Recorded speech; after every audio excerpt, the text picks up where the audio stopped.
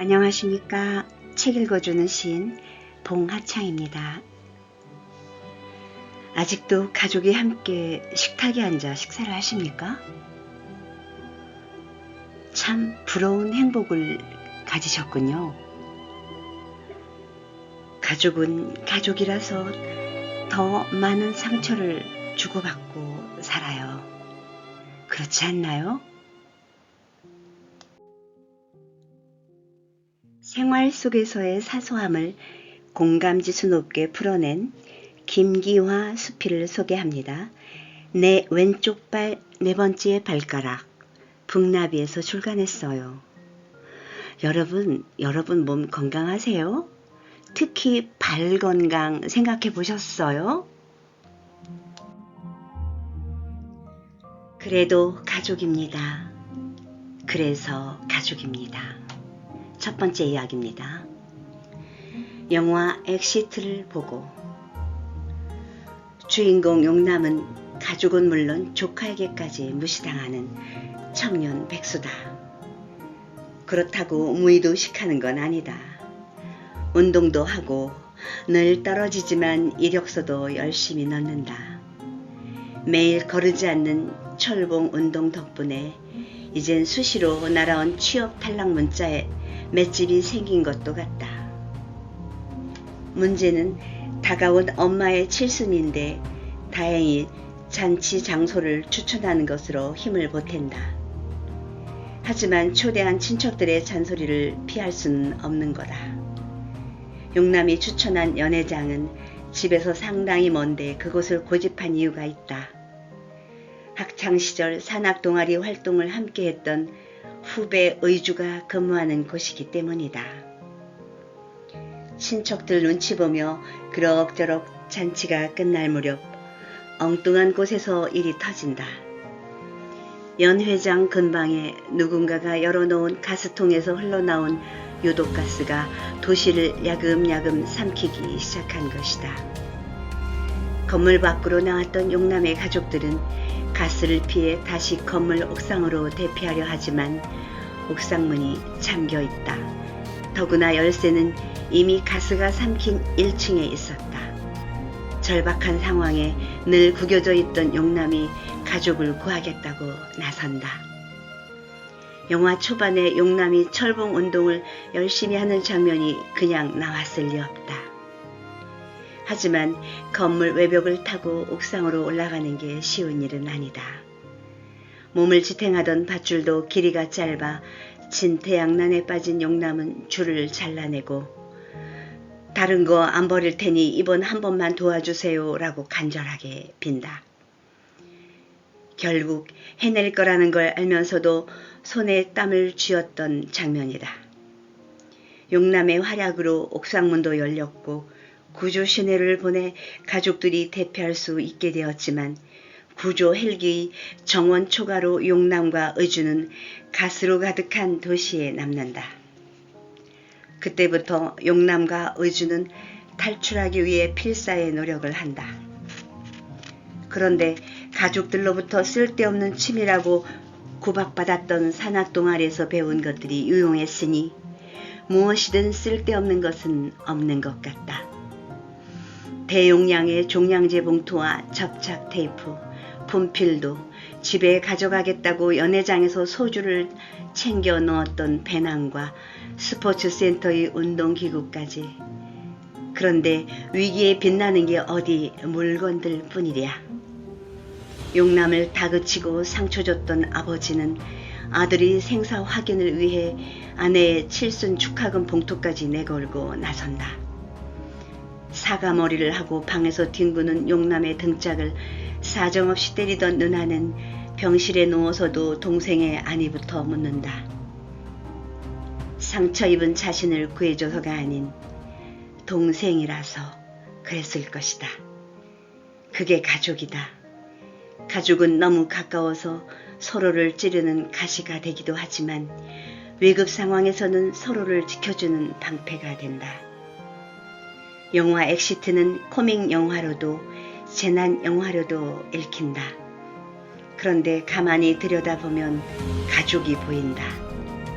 칠순잔치에 모인 가족들의 모습은 우리네 집과 별반 다를 바 없다. 취직도 결혼도 여의치 않은 구박받는 용남이도 있고 가족잔치에 와서 잘나가는 걸 자랑하고 싶은 얄미운 용민이 같은 사촌도 있다. 좋아는 하지만 친구들에게 직업 없는 삼촌을 모르는 사람이라고 말하는 조카일 수도 있다. 모두 가족이라서 가족이니까 그럴 수 있다. 싸움도 상처를 주는 것도 관심이 없으면 일어나지 않는다. 쏟아져서 흩어져도 자석처럼 다시 붙을 수 있는 관계가 바로 가족이라는 걸 영화를 보며 새삼 깨닫는다. 두 번째 이야기입니다. 네. 어쩌다 여러 사람을 대상으로 모니터링을 진행한 적이 있다. 코로나19로 면접부터 교육까지 모든 것이 비대면으로 이루어졌다. 그래서 내게 딱 맞는 일이라 여겼는데 전화로 하다 보니 상대의 상황을 알 수 없어 머뭇거리는 일이 종종 생겼다. 미리 통화 가능 시간을 메시지로 요청하지만 늘 답이 오는 것은 아니기 때문이다. 문자를 보내자마자 네, 지금 가능해요 라는 답이 오면 그렇게 반가울 수 없다. 또 네, 저는 3시에 가능합니다 라는 답도 고맙다. 메시지를 보고 직접 전화를 걸어올 땐 자리에서 벌떡 일어나기도 했다. 대개는 네 라는 짧은 대답으로 메시지를 확인했다는 걸 알려오지만 간혹 수일 동안 무응답인 경우도 있다. 그럴 때 네 라는 말이 얼마나 소중한지 모른다. 2019년 한글날 세종학당 학생들을 대상으로 아름다운 우리말 100개를 선정한 적이 있다. 그 중에 4가 있었다. 1위는 사랑이었다. 네는 물 흐르듯 입안을 맴돌아 나오는 단어다. 안녕과 엄마, 별, 미소, 빛, 아름답다 등도 있었는데 모두 듣는 순간 웃고 기분 좋아지는 공통점이 있다. 어느 TV 프로그램에서 한 할머니가 상대의 이야기에 냉이라고 대답하는 걸 봤다. 어떤 말을 해도 똑같이 언어가 춤추는 것처럼 흥을 실어 대답했다.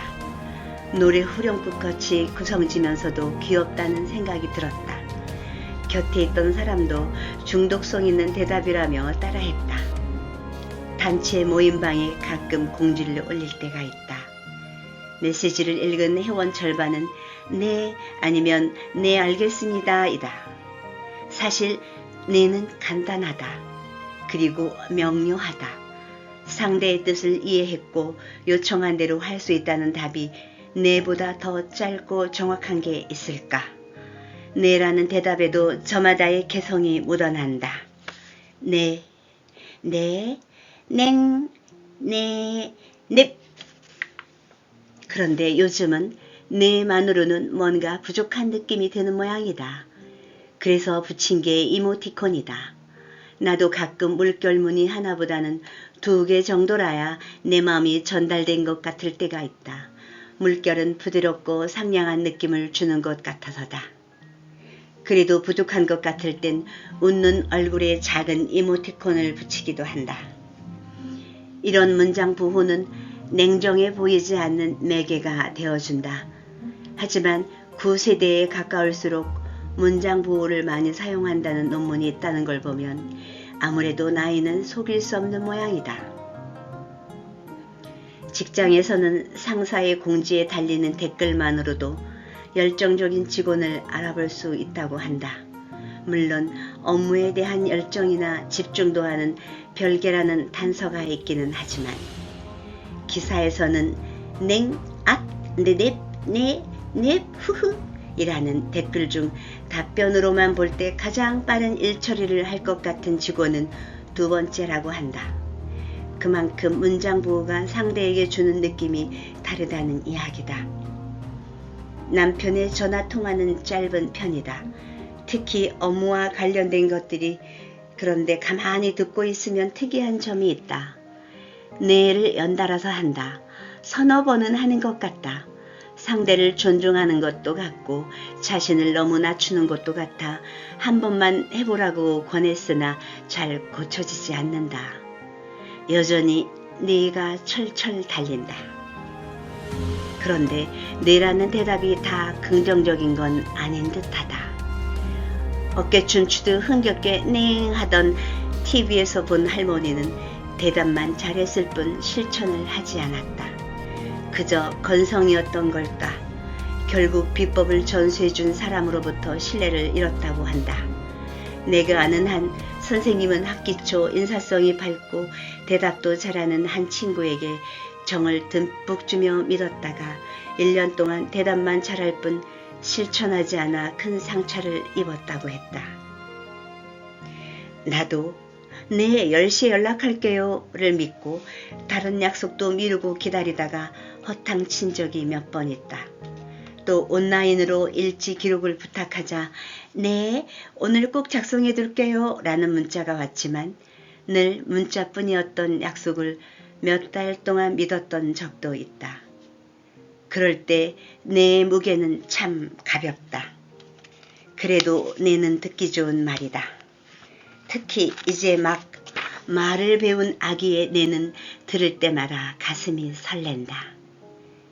네, 같은 값이면 더웅치 말하고 이왕이면 부드럽게 그러나 책임의 무게를 덜어내 가벼이 만들지는 않았으면 좋겠다.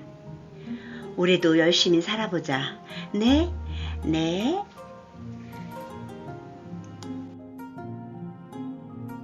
삼화 정말 닮았네. 오래전 지하철을 탔을 때의 일이다. 학생의 머리를 쓰다듬는 남자를 보며 나도 모르게 혼잣말을 내뱉었다. 정말 닮았네. 일정한 모양의 틀에서 꺼낸 붕어빵처럼 두 사람의 모습이 똑같았다.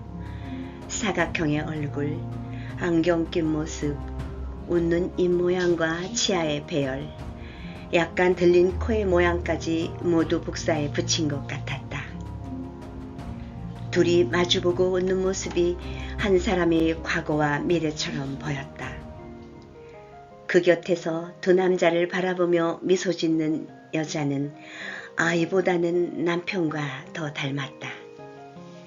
문득 저 부부는 닮은 얼굴만큼 성격도 비슷할까 궁금해졌다. 우리 부부는 얼굴도 성격도 다르다. 그런데 닮았다라는 말을 종종 듣곤 한다. 처음 그 말을 들었을 때 고개를 갸웃하며 남편의 얼굴을 바라보았다.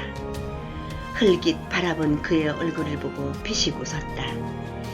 그의 얼굴에 있는 모래알 같은 무수한 점들이 눈에 들어왔던 까닭이다.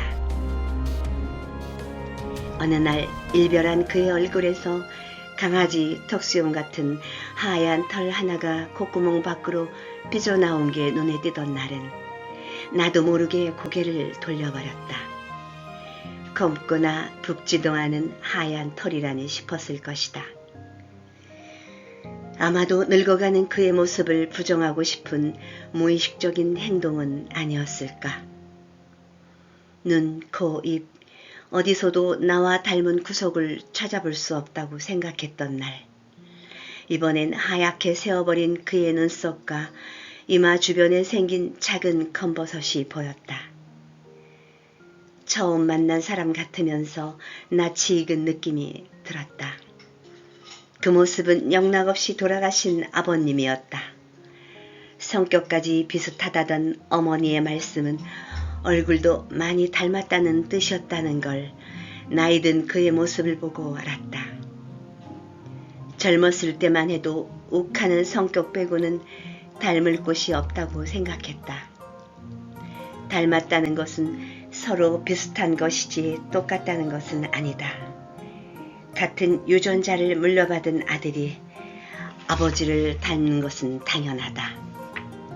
그런데 그는 아버지를 닮고 싶어 하지 않았다. 하지만 모든 일이 어디 마음대로 되던가. 꽃샘 바람을 등에 짊어지고 휘청휘청 걷던 아버님의 뒷모습을 그에게서 봤다. 나이 들며 아버지를 빼닮은 그는 심지어 거우드만 어깨까지 닮아갔다. 그런 그가 이제 아버님보다는 나와 더 오래 살았다. 같은 공간에서 같은 음식을 먹고 서로 다른 생각도 신압으로 물들었을 테니 어딘가 비슷한 구석이 있지 않았을까. 가끔 남편이 허리가 아파 고생하고 나면 나도 요통으로 애먹는다거나 내가 몸살을 겪고 나면 그도 바통 이어받듯 앓을 때가 있다. 부부는 같은 병을 앓을 확률이 높다는 통계에 억지로 끼워 맞춰 찾아본 경험이다. 미운 정과 고운 정 등 5만 가지 정이 뒤범벅되다 보면 그중 몇 개는 서로의 몸과 마음에 스며들지 않았을까. 우리 둘이 어디가 닮았다는 거지? 분위기가 닮은 곳으로 정리할까? 라던 남편에게 대놓고 분위기는 무슨? 이라고 퉁을 던졌었는데 부정만 하기엔 천천히 스며든 시간이 만만치 않다. 황지우 시인은 늙어가는 아내에게라는 시에서 정말 사랑하는 사람들은 묻지 않고 확인하지 않고 그저 눈에 낀 눈곱을 훔치거나 옷깃에 솔밥이 뜯어주고 싶게 유난히 커 보이는 것이라 했다.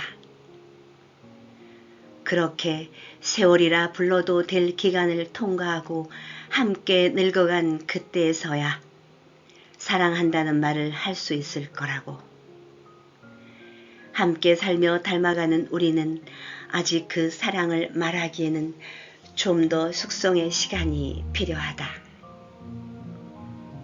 오늘은 탁구공으로 시작한 말싸움이 테니스공 무게만큼 되기 전에 집을 나섰다. 보이지 않는 바이러스에 발목 잡혀 집에 있는 시간이 많아지다 보니 평소엔 지나갈 것도 눈에 거슬린다. 사회적 거리두기로 가족 간의 거리는 가까워졌다. 하지만 서로의 관계가 매우 가깝고 친밀해지는 게 다 좋은 건 아닌 듯하다. 그런데 그렇게 다투고 나와도 집에 들어가는 길에는 그가 좋아하는 것들이 종종 내 손에 들려 있다. 책 읽기를 마치며 누구나 신체의 한 부분은 조금은 비정상적이거나 마음에 안 드는 부분이 있을 수 있습니다. 그렇다고 그 신체의 일부를 떼어낼 수는 없는 것이죠. 어쩌면 그 부분 때문에 더 열심히 살았을지도 모릅니다. 내 무게를 버텨준 나의 왼발. 그 발이 버텨줘 걷고 뛰고 서 있었다. 나의 왼발 네 번째 발가락은 내 몸에 붙은 죽비와 같다.